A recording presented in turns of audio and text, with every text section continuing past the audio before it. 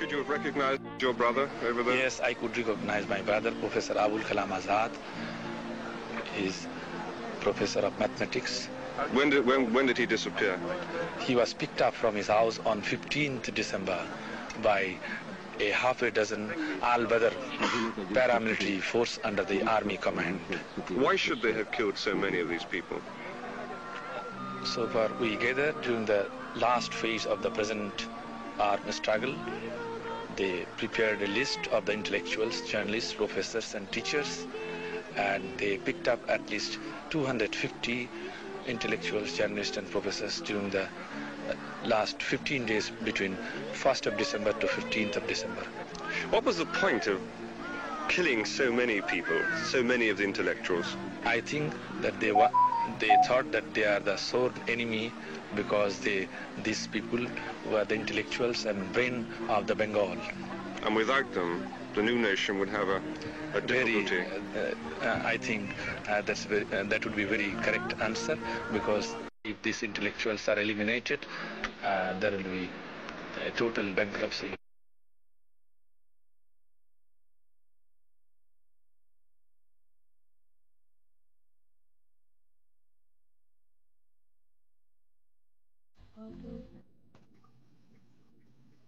সবাইকে স্বাগতম বিশ্ব বাঙালি মঞ্চের আজকের প্রোগ্রামে।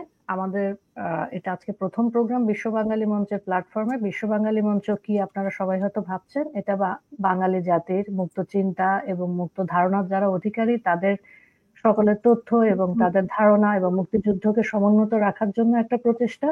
বিশ্ব বাঙালি মঞ্চের আজকের প্রথম অনুষ্ঠানে আমাদের সাথে আছেন ডক্টর রায়হান রশিদ, আছেন সাংবাদিক স্বগত আলী সাগর এবং আছেন ব্যারিস্টার তানিয়া আমির। আপনারা সবাই জানেন আজকে 14ই ডিসেম্বর বাংলাদেশের ইতিহাসের এটা একটা কলঙ্কময় দিন, কারণ এদিন পাকিস্তানি সেনাবাহিনী তাদের পরাজয়ের শেষ মুহূর্তে বাংলাদেশের সূর্য সন্তানদেরকে, বুদ্ধিজীবীদেরকে হত্যা করে। এই হত্যা শুধু তারা 14ই ডিসেম্বর করেছে এমন না, এটা একটা প্রতীকী দিন হিসেবে পালন করা হয়। এই হত্যা তারা 25শে মার্চ রাত্র থেকেই শুরু করে। আপনাদের সবাইকে ডক্টর রায়হান রশিদ এবং ব্যারিস্টার তানিয়া এবং সাংবাদিক স্বগত আলী সাগর, আপনাদের সবাইকে অনুষ্ঠানে স্বাগতম। আপনারা জানেন আমরা আজকে কি বিষয় নিয়ে আলোচনা করতে বসেছি। 14ই ডিসেম্বর শহীদ বুদ্ধিজীবী হত্যা দিবস এবং চলমান বাংলাদেশ। যেহেতু আমরা একটা অন্যরকম সময়ের মধ্যে দিয়ে পার হচ্ছি, দেখা যায় যে আমরা যে বিষয়ে আলোচনা করি, ঘটমান বাংলাদেশ, চলমান বাংলাদেশ আমাদের আলোচনার অন্তর্ভুক্ত হয়ে যায়। 14ই ডিসেম্বর অনেক শিক্ষক, অনেক সাংবাদিক, অনেকে বিভিন্ন পেশার খুন হয়েছেন। শিক্ষাবিদই খুন হয়েছেন 991 জন পাকিস্তানি সেনাবাহিনীর হাতে। তাদেরকে সহযোগিতা করেছে আল বদর, আল শামস এবং জামাত ইসলামীর দোসরেরা। তারা তাদের বাসা চিনিয়ে দিয়েছে, ব্যক্তিকে চিনিয়ে দিয়েছে, রাও ফরমান আলীদের হাতে লিস্ট তুলে দিয়েছে। এই ছিল গিয়ে আমাদের অবস্থা। সেই পরিপ্রেক্ষিতে আমি ডক্টর রায়হান রশিদকে প্রথমে প্রশ্ন করব যে শহীদ বুদ্ধিজীবী হত্যার একজন অন্যতম কারিগর মাইনুদ্দিন, তার ব্যাপারে একটা কেস হয়, তার ব্যাপারে একটা রায় হয়, সেটা নিয়ে সে আবার যুক্তরাজ্যের আদালতে যায়।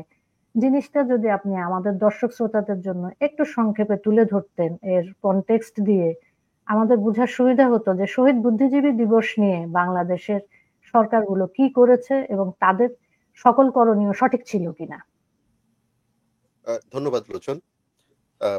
চৌধুরী মঈনুদ্দিনের যে ইস্যুটা, এটা খুব সিগনিফিকেন্ট একটা কারণে, যে এটাকে যদি আমরা একটা এক্সাম্পল হিসাবে দেখি, এটার থেকে আমরা বুঝতে পারি যে বাংলাদেশের সরকার আপনার শহীদ বুদ্ধিজীবীদের ইস্যুটাকে বা মুক্তিযুদ্ধের ইস্যুটাকে, 1971 ইস্যুটাকে ইন জেনারেল কিভাবে টাইম টু টাইম হ্যান্ডেল করেছে তার একটা আসলে সিগনিফিকেন্ট উদাহরণ হয়ে যায় এই চৌধুরী মঈনুদ্দিনের এই কেসটা। আপনারা জানেন যে 2013 সালে আপনার চৌধুরী মঈনুদ্দিনের বিরুদ্ধে আন্তর্জাতিক অপরাধ ট্রাইব্যুনালে তার বিচার হয়, তার বিরুদ্ধে রায় হয় তার অবর্তমানে। এবং সেই রায় হওয়ার পরে কিন্তু বাংলাদেশ সরকারের পক্ষ থেকে আপনার ইন্টারপোলের মাধ্যমে আপনার তার বিরুদ্ধে একটা রেড নোটিশ ইস্যু করা হয়, যেটা স্ট্যান্ডার্ড প্রসিডিওর। ইন্টারেস্টিং হচ্ছে 2017-18 সালের দিকে কোনো এক সময় চৌধুরী মঈনুদ্দিন তার আইনজীবীদেরকে দিয়ে লিখিয়ে ইন্টারপোলের সেই রেড নোটিশটা কিন্তু সে রিমুভ করে দেয়, এবং সেই রিমুভাল প্রসেসটাও কিন্তু এখানে বাংলাদেশ সরকারের পক্ষ থেকে আমার জানা মতে সেটা সেভাবে চ্যালেঞ্জ করা হয়নি। আচ্ছা, এরপরে যেটা হলো খুব ইন্টারেস্টিং একটা ডেভেলপমেন্ট, সেটা হলো যে যুক্তরাজ্যের আপনার যেটা হোম অফিস যেটাকে বলে, যেটা স্বরাষ্ট্র দপ্তর, স্বরাষ্ট্র দপ্তরের বিরুদ্ধে চৌধুরী মঈনুদ্দিন একটা মানহানির মামলা করে। মানহানির মামলাটার গ্রাউন্ডটা ছিল এরকম যে স্বরাষ্ট্র মন্ত্রণালয়ের একটা রিপোর্টে তারা চৌধুরী মঈনুদ্দিনের বিষয়টা উল্লেখ করে এবং ফুটনোটে উল্লেখ করে যে চৌধুরী মঈনুদ্দিনের বিরুদ্ধে এরকম বাংলাদেশের আন্তর্জাতিক অপরাধ ট্রাইব্যুনালের একটা রায় আছে। শুধু এইটা যে তার বিরুদ্ধে উল্লেখ করা হলো, এটাকেই চৌধুরী মঈনুদ্দিন এবং তার আইনজীবীরা তার বিরুদ্ধে মানহানিকর বলে দাবি করে এবং সেভাবে তারা লিগেল নোটিশ ইস্যু করে এবং একটা প্রসিডিংস শুরু করে যুক্তরাজ্যের স্বরাষ্ট্র দপ্তরের এগেইনস্টে। এবং সেই মামলা কিন্তু আপনার 2019 সালে শুরু হয় অথবা 18, আমি এখন এক্সাক্ট সনটা বলতে পারছি না। এবং এটা প্রায় 6 বছর ধরে চলে, 5 থেকে 6 বছর। প্রথমে সেটা যুক্তরাজ্য হাইকোর্টে ছিল, এরপরে সেটা ওখান থেকে যায় যুক্তরাজ্য কোর্ট অফ অ্যাপিলে, শেষমেশ সেটা এসে আপনার মানে আপনার হিয়ারিংটা হয় এবং রায় হয় যুক্তরাজ্যের সুপ্রিম কোর্টে, যেটা সর্বোচ্চ আদালত। এবং সেই সুপ্রিম কোর্টের রায়ে আপনার রায়টা হয় কিন্তু এই গত জুন মাসে। যেটা সিগনিফিকেন্ট সেটা হচ্ছে যে এই পুরা প্রসিডিংসটাতে যে মূল মামলাটা তো ছিল চৌধুরী মঈনুদ্দিন করে একটা মানহানির মামলা, কিন্তু সেই মামলার একটা আনুষঙ্গিক প্রশ্ন হিসেবে একটা বিচার্য বিষয় হয়ে দাঁড়ায় যে বাংলাদেশের তার বিরুদ্ধে যেই আন্তর্জাতিক অপরাধ ট্রাইব্যুনালের যে রায়টা আগে হয়েছে, বিচারটা আগে হয়েছে, সেটার কতটুকু গ্রহণযোগ্যতা সেটা একটা বিচার্য বিষয় হয়ে দাঁড়ায়। এবং সেই প্রশ্নটাই আসলে যুক্তরাজ্যের সুপ্রিম কোর্ট পর্যন্ত এটা ড্র্যাগ অ্যালং করে। এখন যুক্তরাজ্য সুপ্রিম কোর্টের পর্যন্ত যে আসলো, এই পুরো প্রসেসটাতে বাংলাদেশ সরকারের কোনো, আমার জানা মতে, কোনো ধরনের পার্টিসিপেশন ছিল না, কোনো ইনপুট ছিল না, কোনো ধরনের ক্লারিফিকেশন দেওয়ার কোনো স্টেপ ছিল না, ইন্টারভেনশন তো নাই। এবং বেসিক্যালি বাংলাদেশ সরকার কুডন্ট বি বদার্ড। এটা আমাদের পক্ষ থেকে, বিভিন্ন সংগঠনের পক্ষ থেকে, অ্যাক্টিভিস্ট, আমরা কিন্তু অনেকবার এটা সরকারকে জানিয়েছিলাম। ফলে যেটা হলো, যুক্তরাজ্য মানে আপনার যে চৌধুরী মঈনুদ্দিনের অপোজিং যে পার্টিটা ছিল সেটা হচ্ছে যে আপনার ইউকের হোম অফিস, ওরা কিন্তু খুব সিনিয়র আইনজীবী নিয়োগ করেছিল ওদের পক্ষ থেকে চৌধুরী মঈনুদ্দিনের বিরুদ্ধে। এবং তারপরেও সেই আইনজীবীরাও ছিল লার্জলি মিসইনফর্মড অ্যাবাউট দ্য আইসিটিস প্রসেস, এবং তারা অনেকগুলো খুব ক্রুশিয়াল ইন্টারভেনশন তারাও কিন্তু করেনি। তো ফলে যেটা হলো যে এই যে পুরো একটা ইন্টারভেনশনের গ্যাপ, নলেজের গ্যাপ, সেটাই রিফ্লেক্টেড হলো ইউকের সুপ্রিম কোর্টের রায়ে। এবং শেষ পর্যন্ত রায় কিন্তু চৌধুরী মঈনুদ্দিনের পক্ষে গেল। অর্থাৎ ওই প্রশ্নটা যে বাংলাদেশের আন্তর্জাতিক অপরাধ ট্রাইব্যুনাল কি, এটার বিচার কি গ্রহণযোগ্য না, সেটা কিন্তু নেতিবাচক ভাবে মানে সিদ্ধান্তটা হলো, এবং which was a big setback. এবং এখানে আমি মনে করি আমাদের সরকারের একটা বিরাট ব্যর্থতা ছিল, এবং এটা আমি বলবো যে এক ধরনের অবহেলাও ছিল। কারণ এখানে তাদের একটা একটা একটা একটা একটা ইন্টারভেনশন দরকার ছিল, জাস্ট টু ক্ল্যারিফাই। কারণ আমাদের ট্রায়ালের যে স্ট্রেংথ গুলা ছিল অথবা যে মিসরিপ্রেজেন্টেশন গুলো করেছে চৌধুরী মঈনুদ্দিনের আইনজীবীরা, সেগুলো তো অপোজ করা দরকার ছিল, সেগুলো কিন্তু আনঅপোজড ভাবে যুক্তরাজ্য সুপ্রিম কোর্ট কিন্তু সেগুলোকে ওভাবেই আপনার জেনেছে এবং বুঝেছে এবং সে অনুযায়ী রায় দিয়েছে। তো এটা চৌধুরী মঈনুদ্দিনের ইস্যুটা আপনি রেইজ করলেন, ইট ইজ, ধন্যবাদ আপনাকে। কারণ এটা আসলে একটা উদাহরণ, মানে এই এই এই এই এত ক্রুশিয়াল ইস্যুগুলা 71 রিলেটেড আমাদের সরকার কিভাবে এটা মানে আপনার ডিল করেছে, এবং এবং এটাই মনে হয় আমাদের মানে বোঝার বিষয় আর কি। ধন্যবাদ ডক্টর রায়হান রশিদ। আমি জিনিসটা বুঝছিলাম আর কি, যে সরকারের সদিচ্ছা থাকলেও অনেক জায়গায় তাদের বোঝার খামতি ছিল, এরকমটা হয়তো দেখা যাচ্ছে। কোনো সরকারের খামতি ছিল, বোঝার খামতি ছিল। ব্যারিস্টার তানিয়া আমির, আপনি দীর্ঘদিন যাবৎ এই বিষয়ে ডক্টর রায়হান রশিদদের সাথে কাজ করছেন, আমি জানি, এবং আপনি এই বিষয়ে এক্সপার্ট একজন। আপনার কি মনে হয় যে এই চৌধুরী মাইনুদ্দিনের যেই বিচারিক প্রক্রিয়াটা এবং সেখানে আমাদের যে অংশগ্রহণটা দেশ হিসেবে, সেখানে আমাদের আরো ভালোভাবে অংশগ্রহণের সুযোগ ছিল এবং আমাদের এই ধরনের একটা সেটব্যাকে না যাওয়ার সুযোগ ছিল? আফসানা, আমাদের সরকার কুড নট বি বদার্ড। এটা তো সরকার জানে না এমনটি না। হাই কমিশন এখানে ছিল, they're fully aware and they took not to take any action, full stop. এখানে না বোঝার, না জানার কোনো এখানে প্রশ্ন নাই। Simply government couldn't be bothered. তার মানে তারা শহীদ বুদ্ধিজীবীদের যে হত্যা হয়েছে সেটা নিয়ে তারা বদার্ড ছিল না, আমাদের কোনো সরকারই সেটা নিয়ে বদার্ড না। তারা পোশাকি একটা বিচারিক প্রক্রিয়াতে গেল, সেটাকে যে একটা ডেস্টিনেশনে পৌঁছাতে হবে এবং এটা যে শেষ করতে হবে, সে ধরনের কোনো ধরনের উদ্যম বা কার্যকর পদ্ধতি তারা অনুসরণ করেনি। আমি কি ব্যারিস্টার তানিয়া আমিন আপনার কথা থেকে সেটুকুই ধরে নিব? আমি তো যেটা আপনি যদি শুনতে পান আমাকে, আমি যেটা বলেছি সেটা বলেছি। It does not require paraphrasing. একই সাথে বঙ্গবন্ধুতে যারা খুনি তাদেরকেও এক্সট্রাডিশন করে আমরা আনতে পারিনি। এগেন যদি উদ্যোগ নিয়ে থাকে, যতটুকু নিয়েছে সেটা আদৌ যথেষ্ট ছিল কিনা। সো আজকে 15টা বছর ছিল আওয়ামী লীগের সরকার। এগুলো ছিল একদম ফান্ডামেন্টাল স্টেপস। এই স্টেপসগুলোতে কতটুকু উৎসাহিত ছিল এবং আমাদের মতো আইনজীবী বাংলাদেশে অনেকেই আছে, আমাদের সঙ্গে তো কেউ যোগাযোগ করেনি এগুলো নিয়ে, কেউ কথা বলতে চায়নি।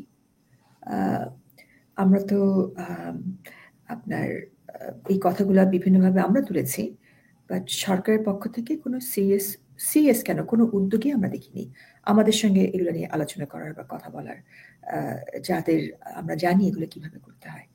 সো সরকারের তো আইনজীবীর কোনো অভাব ছিল না। সুপ্রিম কোর্ট, ডিস্ট্রিক্ট কোর্টে আমরা জানি কিভাবে আইনজীবীদেরকে এবং জাজদেরকে নিয়োগ দেওয়া হয়েছে পিপিএপি, সেগুলো was not satisfactory at all. এবং এগুলা যাদের দেখার কথা রাষ্ট্রীয়ভাবে রাষ্ট্রীয় স্বার্থ অবলম্বন করে, সেটা আমরা তখনও বলেছি এবং এখন বলতে কোনো দ্বিধা নাই। এটা রাষ্ট্রীয় স্বার্থ কায়েম করার জন্য তো নিয়োগগুলো, বেশিরভাগ নিয়োগগুলো তো হয়নি। সো যাদের বিদ্যা বুদ্ধি যোগ্যতা আছে নেসেসারিলি তো তাদেরকে নিয়োগ হয়নি। সো দেখেন আমাদের জুডিশিয়ারির, রাষ্ট্রের ক্ষমতা কি? জুডিশিয়ারির জনগণের আস্থা ছাড়া কিন্তু রাষ্ট্রের জুডিশিয়ারির আর কোনো ক্ষমতা নেই। রাষ্ট্রের বিচার বিভাগ যেমন, এখানে প্রশাসন, এক্সিকিউটিভ অর্গান, তার কিন্তু ক্ষমতা আছে, পুলিশ আছে, আর্মি আছে তার কাছে। লেজিসলেটিভ যে অর্গানটা রাষ্ট্রের, মানে যেখান থেকে আইন প্রণয়ন হয়, রাষ্ট্রের পার্লামেন্ট, পার্লামেন্ট কিন্তু কন্ট্রোল করে পুরো রাষ্ট্রের পয়সা এবং কোন খাতে কতটুকু বিনিয়োগ হবে সেটা পার্লামেন্টের নিয়ন্ত্রণে আছে। সো পার্লামেন্টারি কিন্তু ফাইন্যান্সিয়াল একটা পাওয়ার আছে। এক্সিকিউটিভ অর্গানের কিন্তু একটা কোয়ার্সিভ, রাষ্ট্রের যে কোয়ার্সিভ পাওয়ার, আর্মি, পুলিশ, সেই কোয়ার্সিভ পাওয়ারটা আছে। বিচার বিভাগের কি পাওয়ার আছে?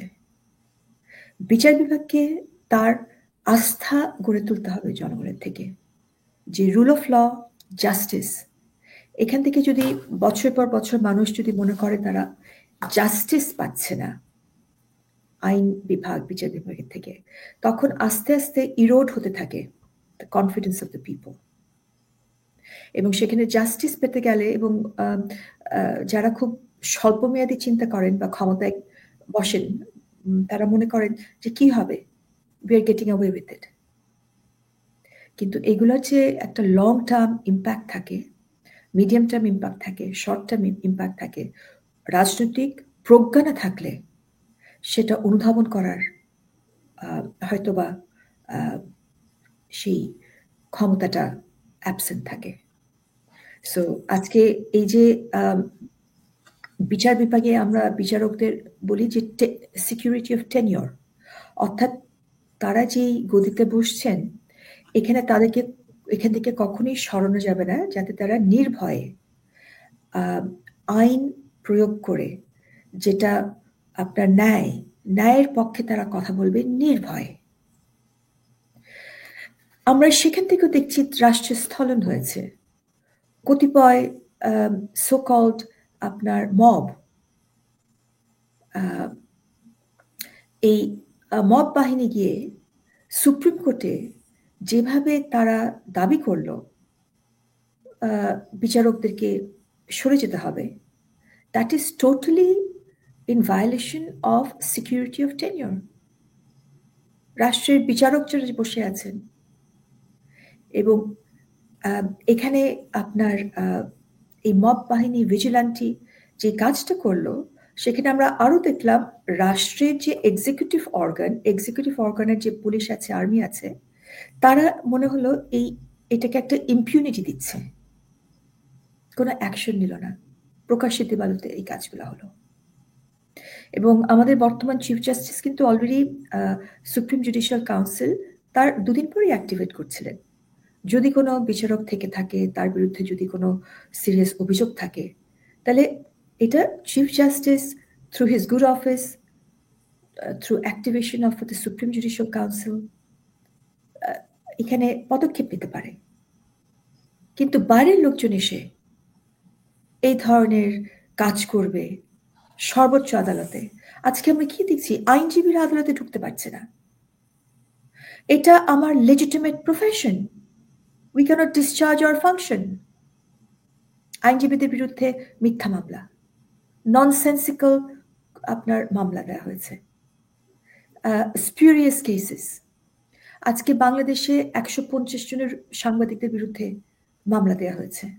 সো যারা হিউম্যান রাইটস ডিফেন্ডার, যারা এই কথাগুলো বলবে, যারা ফার্স্ট লাইন অফ ডিফেন্স, তাদের এগেনস্টে আমরা দেখছি এই সমস্ত মামলা হচ্ছে।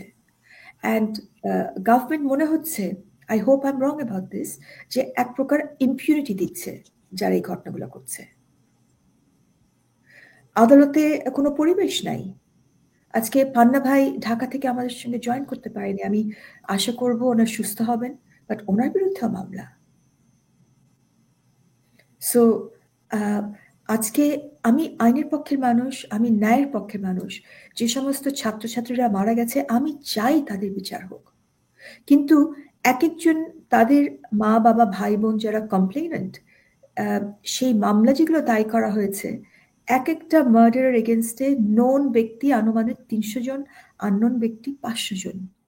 এই এক একটা কোনো মামলার বিচার জীবনে জিন্দেগিতে হবে না। এটাও একটা ইম্পিউনিটি। যেরকম ফালতু মিথ্যা মামলা দেওয়ার কারণে যাদের ছেলে মেয়ে মারা গেছে, সেই আপনার খুনের আমরা বিচার দেখতে পারবো না, একটা বিচারও হবে না। এবং আপনার সাংবাদিকরা সাহস করে তাদের সঙ্গে যখন কথা বলেছে, তারা বলেছে এই নামগুলো তো আমরা দেইনি, এনারা তো আমাদের পক্ষে ছিল, এনারা তো আমাদের মানবাধিকার পক্ষের মানুষ, এদের নাম তো আমরা দিইনি। তাহলে গায়েবীভাবে এই নামগুলো কিভাবে আসলো? তারা বলছে আমাদের সই নিয়ে গেছে, এবং ওখানে থানায় একটা থার্ড পার্টি কোনো গোষ্ঠী এই সমস্ত মামলা সাজিয়ে থানায় নিয়ে গেছে তাদের সই নিয়ে। এবং আমার কেসে যখন আমি সরকারের প্রথম একটা শোকজ করলাম যে আইনজীবীদের বিরুদ্ধে এরকম স্পিউরিয়াস আপনার মামলা, অ্যাবসার্ড, অ্যাবসলিউটলি অ্যাবসার্ড স্পিউরিয়াস মামলা দেওয়া হয়েছে, যাতে তারা তাদের থেকে যারা আরো আনফর্চুনেট তাদের পাশে যেতে দাঁড়াতে না পারে, and to tarnish their image, এবং not to interfere with their correspondence, freely to move in and out of Bangladesh, Article 43. এই সমস্ত যখন সরকারের উপর একটা শোকজ হলো, তখন সরকার থেকে প্রজ্ঞাপন জারি হলো একবার না দুবার, যেরকম স্পিউরিয়াস মামলা যাদের বিরুদ্ধে আছে সেই সমস্ত মামলা তাদের এগেনস্টে তুলে নেওয়া হবে। অলমোস্ট 4 মাস হয়ে গেছে সরকার আছে, এখনই কিন্তু মামলা তুলে নেওয়া হচ্ছে না তাদের বিরুদ্ধে। So what's going on? এবং অ্যাটর্নি জেনারেলের সঙ্গে আমি যখন কথা বলেছি, তখন উনি অসহায়তার কথা বলেছেন যে মামলা তো সরকার দেয়নি, এটা তো সাধারণ মানুষ যারা ভিকটিম তাদের পক্ষে লোকজন দিয়েছে।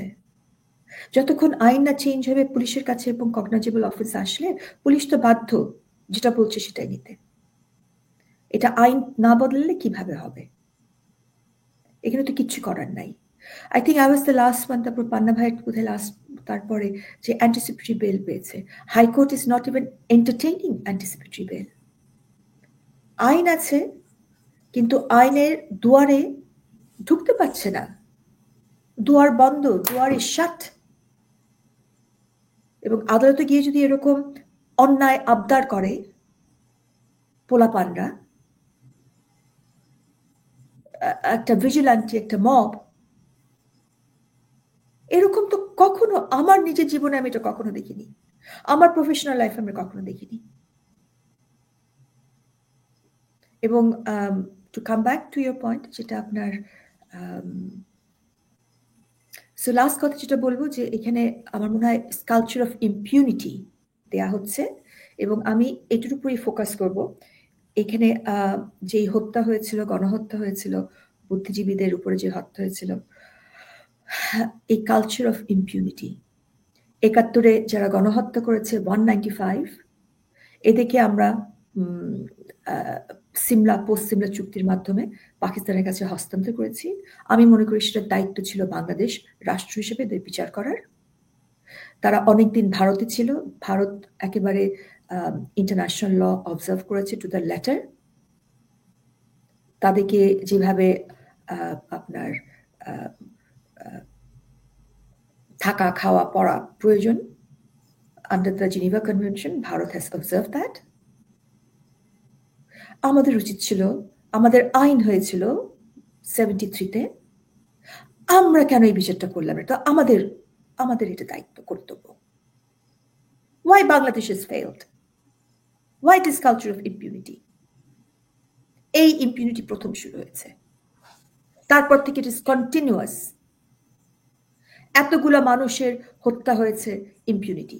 তারপর দালাল আলেন যে মামলাগুলো আমাদের হচ্ছিল দেশে, এগেন আমরা সেখানে ইম্পিউনিটি করলাম, সবাইকে জেল থেকে ছেড়ে দিলাম, তাদের কোনো বিচার করলাম না।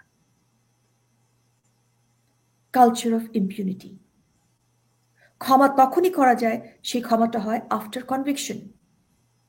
কনভিকশন হয়ে যাওয়ার পরে যদি কোনো কারণে মিসক্যারেজ অফ জাস্টিস হয়, অর্থাৎ একজন ইনোসেন্ট মানুষকে কনভিকশন দেওয়া হয়েছে, সেটা যদি পরে কোনো আপনার তথ্য উপাত্তি আসে, যে তাকে বা কোনো সায়েন্টিফিক ডিসকভারি হয় যেটা আগে ছিল না, সেখানে প্রুফ করা হয়, যেমন ডিএনএ টেস্ট, নানা রকমের যেগুলো আসছে, যেটা যখন কনভিকশন হয়ে ছিল না, ওরকম কোনো ঘটনা হলে তখন প্রেসিডেন্ট আপনার দিতে পারে, ক্ষমা করতে পারে।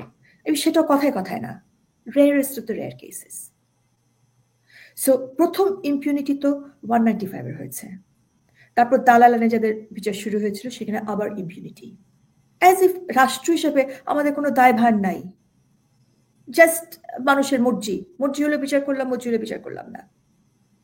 বাট রাষ্ট্র চলে, সরকার চলে ট্যাক্স পেয়ারের টাকায়, সকল ক্ষমতার মালিক হচ্ছে এই দেশের জনগণ। এই দেশের জনগণের সঙ্গে মানুষের সঙ্গে প্রতারণা করা যায় না, you just can't do that. Second impunity 75, নৃশংসভাবে বঙ্গবন্ধু তার ফ্যামিলিকে এখানে শহীদ করা হলো। Again this impunity culture, so called আপনার ইন্ডেমনিটি, এটা তো কোনো আইন না। এটা যখন বাতিল হলো পার্লামেন্টে, তখন মতিন খসরুর সঙ্গে তুমুল ঝগড়া, আমার গড ব্লেস হিম, খুব মানে ফ্রেন্ডলি ঝগড়া। হ্যাঁ, এবং আমি ওনাকে বলতেছিলাম এটা বাতিল করার তো প্রশ্নই আসে না, কারণ এটা কোনো আইন না। আপনি বাতিল করবেন যেটা যার জন্ম হয়েছে, যেটা জন্ম হয় নাই এটাকে আপনি বলে যা না তানিয়া বুঝো না, অলরেডি এটা হয়ে গেছে, পার্লামেন্টের ডিবেট হচ্ছে, এটা একটা ফ্রেমওয়ার্ক হয়ে গেছে, তখন একটা শব্দ আমি ইনসিস্ট করে ঢুকাতে সক্ষম হয়েছিলাম। এবং আপনি ওখানে দেখবেন যে ইট ইজ কনসিডার্ড, এটা কখনই কোনো আইন ছিল না, যদিও টাইটেলটা বলছে বাতিল। It was never a law to begin with. Barrister Tania Amir, দেখেন যে জাস্ট লাস্ট কথা, হ্যাঁ লাস্ট কথা, লাস্টলি আমরা দেখছি আবার 5 তারিখ থেকে 8 তারিখে আরেকটা এখানে রাষ্ট্রীয়ভাবে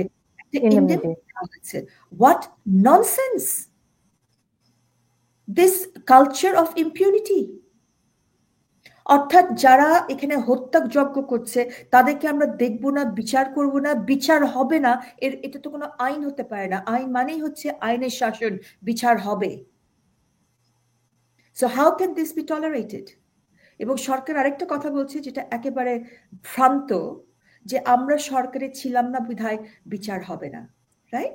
এটা তো কোনো লজিক নাই। তাহলে 5 তারিখের আগেও তো এই সরকার ছিল না, সেগুলা কেন ভুয়া মামলা কেন হচ্ছে সেগুলাকে দিয়ে? সো আপনার আরেকটা এখানে প্রশ্ন, সরকার বলতে কিন্তু আমরা যেটা বুঝি সাংবিধানিক ভাবে, যেমন আগের দিনে বলা হতো দ্য কিং নেভার ডাইজ, রাজা মরে যাচ্ছে তো আরেক তার ছেলে ওখান থেকে শপথ নিচ্ছে, সো ইট ইজ কন্টিনিউয়াস। সরকার ছিল না মানে কি? ঠিক আছে, ওই 3 দিন যদি রাষ্ট্রের কেউ না থাকে, হ্যাঁ, তারা এই সরকার ছিল না, এই সরকার না থাকতে পারে। তো এই সরকার তো 5 তারিখের আগেও ছিল না। তো জুলাই মাসে, অগস্ট মাসে প্রথম 4 তারিখ পর্যন্ত কেন তারা দেখছে তাহলে? সেগুলো কেন বিচার হচ্ছে তাহলে? তখন তো এই সরকার ছিল না। সো এই কালচার অফ ইম্পিউনিটি, আমরা আজকে শহীদদের উপরে শ্রদ্ধা করছি। আজকে আমি আমার অন্তঃস্থল থেকে গভীরভাবে শ্রদ্ধা এবং কৃতজ্ঞতা প্রকাশ করছি যারা বুদ্ধিজীবী, যারা শহীদ হয়েছেন, এবং বাংলাদেশের সকল শহীদ, স্পেশালি মুক্তিযুদ্ধে যারা শহীদ হয়েছে, তাদেরকে অন্তঃস্থল থেকে গভীর গভীর শ্রদ্ধা, ভালোবাসা। এবং এটা চিরন্তর, যতদিন পৃথিবী থাকবে, যতদিন বাংলাদেশ থাকবে, এটা চলমান চলবে। এবং তাদের থেকে আমরা উৎসাহ এবং ইন্সপিরেশন নিচ্ছি আজকে। সো তাদের বিচার আমাদের দেশেই হবে, এদেশেই হবে, এবং এই বিচারহীনতার কালচার থেকে আমাদেরকে বেরিয়ে আসতে হবে। ধন্যবাদ। ধন্যবাদ ব্যারিস্টার তানিয়া আমির। আমরা অতি সংক্ষেপে দেখেন যে কত গুরুত্বপূর্ণ বিষয় জেনে ফেললাম। আমাদের রাষ্ট্রীয় কি ধরনের আগ্রহ ছিল বিচার ব্যবস্থার প্রতি এবং এখন কি অবস্থা চলছে। আমি এখন সাংবাদিক শওকত আলী সাগরের কাছে আসবো। আপনি একটা স্ট্যাটাস দিয়েছেন একদিন আগেই বলবো যে বিশ্বব্যাপী সাংবাদিকদের অধিকার নিয়ে কাজ করা আন্তর্জাতিক সংগঠন রিপোর্টার্স উইদাউট বর্ডার্স এর মতে বাংলাদেশ সাংবাদিকদের জন্য সবচেয়ে বিপজ্জনক দেশগুলোর একটি। প্রথম হচ্ছে প্যালেস্টাইন, তারপর পাকিস্তান, এরপর বাংলাদেশ এবং মেক্সিকো, এভাবে যাচ্ছে। সাংবাদিকদের সাথে যা ঘটছে এই মুহূর্তে, অনেকেই মামলায় ভিতরে আছেন, জেলের ভিতরে আছেন, অনেকে মামলায় নাম তালিকাভুক্ত হয়েছেন, হয়তো গ্রেফতার হননি, বাট তারা ভিজিলেন্সের মধ্যে আছেন। আপনার এই বিষয়ে পর্যবেক্ষণটা কি সাংবাদিক শওকত আলী সাগর?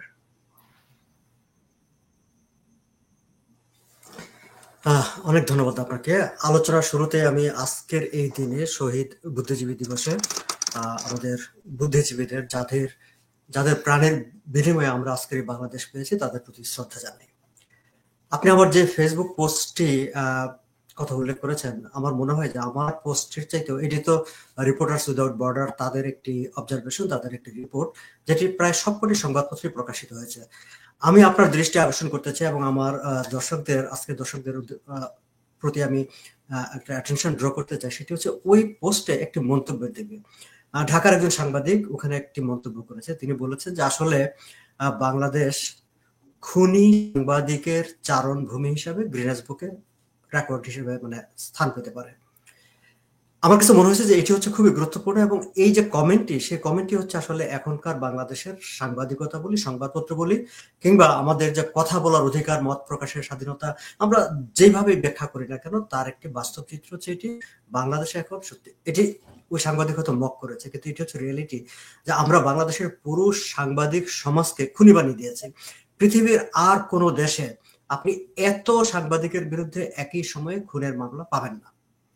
এবং এই যে এত সাংবাদিকের সঙ্গে নামে একই সঙ্গে খুনের মামলা, এই মামলাগুলোর ভ্যালিডিটি আছে নাই সে বিষয়টি ব্যারিস্টার তানিয়া আমির খুব ভালো বলতে পারবেন, তিনি আইনের লোক। কিন্তু আমি শুধু এর সঙ্গে আজকে আমরা যেই দিনটিকে উদযাপন করছি, যে দিনটি নিয়ে আলোচনা করছি, তার সঙ্গে একটু মিলাতে চাই। দেখেন, 1971 সালে আমরা আজকে শহীদ বুদ্ধিজীবী দিবস পালন করছি। 1971 সালে আমাদের জাতির শ্রেষ্ঠ সন্তানদেরকে ধরে ধরে তালিকা করে মেরে ফেলা হয়েছে। দে আর গন। কিন্তু এবার আমরা কিন্তু তাদেরকে আসলে হয়তো মেরে ফেলার মতো পরিস্থিতি তৈরি হয়নি, কিন্তু আমরা ভিন্নভাবে তাদেরকে মেরে ফেলেছি। আমরা তাদের যে কথা বলার, একজন সাংবাদিকের কাজকে, যে সাংবাদিক সমাজে যা ঘটবে, অন্যায় ঘটবে, ন্যায় ঘটবে, যাই কিছু ঘটবে, সেটি তিনি তুলে ধরবেন। তিনি যাতে সেটি তুলে ধরতে না পারে, তার যে সক্ষমতা, সেই সক্ষমতাটাকে আমরা খুন করেছি। কিভাবে? তাদের নামে খুনের মামলা দিয়ে। ফলে আমি কিন্তু একটু রিলেট করতে চাই যে 1971 সালের বুদ্ধিজীবী হত্যার সঙ্গে এই 2024 এসে সাংবাদিকদের নামে ঢালাও যে গণহত্যা মামলা বা হত্যা মামলা যেভাবে বলি না কেন, যে দায়ের করা হয়েছে, সেটি সেভাবে করা হয়েছে। এখন আপনি দেখেন, মানে আমি আরেকটি, আমার সঙ্গে কালকে কথা হচ্ছিল, আমার ইউনিভার্সিটির অগ্রজ ইকবাল করিম হাসন, তিনি একজন লেখক, মূলত চলচ্চিত্র নিয়ে লেখেন কিন্তু লেখক। তিনি আমাকে কালকে ফোন করে বলছিলেন যে দেখো, আজকে তো আমরা শহীদ বুদ্ধিজীবী দিবস পালন করব এবং ইন্টারেস্টিংলি হচ্ছে যে আমাদের একজন বুদ্ধিজীবী আমরা শহীদ জহির রায়হানকে স্মরণ করব, এবং তার মেয়ে হচ্ছে আজকে জেলে, এবং তার জামিন একবার দিয়ে কোর্ট আবার সেটিকে স্থগিত করেছে। এবং তাকে কেন জেলে আটকে রাখা হয়েছে? হত্যা চেষ্টা মামলায়। এখন শমীক আসারকে হত্যা করার চেষ্টা করতে গিয়েছিলেন? তিনি কি অস্ত্র হাতে কোথাও বা মারামারি করতে গিয়েছিলেন? তিনি কি রাস্তায় গিয়ে কাউকে মানে কারো গায়ে হাত তুলেছেন? তুলেননি। কিন্তু তিনি জেলে আছেন, তার জামিন হচ্ছে, আবার সেটিকে স্থগিত করে দেওয়া হচ্ছে, এবং আমরা শহীদ বুদ্ধিজীবী দিবস পালন করছি। এবং এই যে অবস্থাটা, এটি হচ্ছে আজকের বাংলাদেশ। এবং আজকের বাংলাদেশে এখন আমরা যদি সেই সাংবাদিকতার কথা বলি, ধরেন আমাদের বেশ কয়েকজন সাংবাদিক জেলেও আছেন না, ৭১ টিভির মোজাম্মেল বাবু, আমাদের ফরজানা রূপা, শাকিল, শ্যামল দত্ত প্রেস ক্লাবের জেনারেল সেক্রেটারি, ভোরের কাগজের সম্পাদক, তাদেরকে কোথায় রাখা হয়েছে? জেলখানায়। আমি শুনেছি যে মোজাম্মেল বাবু তো মানে অসুস্থ মানুষ, শ্যামল দত্ত তার খুব হাই ডায়াবেটিক, তাকে বিশেষ ধরনের একটা ওষুধ খেতে হয়, সেই ওষুধটা কিন্তু তাকে রেগুলার মানে হাসপাতালে ওই কারাগারে তাকে দেওয়া যায় না, নানা রকম। কিন্তু তাদের জামিন হবে না কেন? মানে আমি এটা ব্যারিস্টার তানিয়া আমির ভালো ব্যাখ্যা করতে পারবেন যে এই যে মামলাগুলো, তারা তো কেউ মানে মাঠে ময়দানে মারামারি করতে যায় নাই, তাদের নামে হত্যা মামলা দেওয়া হয়েছে, তাদের জামিন হবে না কেন? আবার গভর্নমেন্ট বলেছে যে যেসব মামলাগুলো মানে তারা যাচাই বাছাই করে তারা অনেক মামলা প্রত্যাহার করা হবে। আবার গভর্নমেন্ট নিজে বলছে যে অনেকগুলো মামলা হয়েছে আসলে ক্যাবা কারা করে ফেলেছে, হুট করে ফেলেছে। যদি তাই হয় তাহলে তাদের জামিন হবে না কেন? এবং ইন্টারেস্টিংলি দেখেন যে তাদের জামিন যে আমরা চাইবো, তাদেরকে আমি তো তাদের মুক্তি চাই। আচ্ছা, মুক্তির জায়গায় না গেলাম, নিজের পক্ষে তাদের জামিন হবে, সেই যে জামিন যে আমরা চাইবো, সে চাওয়ার মতো একটা পরিবেশ কিন্তু নেই। আপনি দেখেন ঢাকার কোনো সাংবাদিকদের যেসব প্ল্যাটফর্ম আছে, আমরা যদি সংবাদপত্র মালিকদের সমিতি বলি, নোয়াব বলি, কিংবা এডিটর্সদের যে ফোরাম আছে সেটা বলি, সাংবাদিক ইউনিয়ন বলি, ঢাকা রিপোর্টার্স ইউনিটি বলি, যে এতগুলো সংগঠন আছে, কোথাও কেউ কিন্তু বলছে না যে ওয়েল তুমি ওদেরকে ট্রাই করবে, ওদের বিচার হবে, যদি প্রমাণিত হয় তাদের শাস্তি হবে, কিন্তু ফর নাও তাদেরকে বেল দাও, এবং এর মধ্যে দুইজন খুবই গুরুতর অসুস্থ, তাদের ট্রিটমেন্টের ব্যবস্থা করো নাই।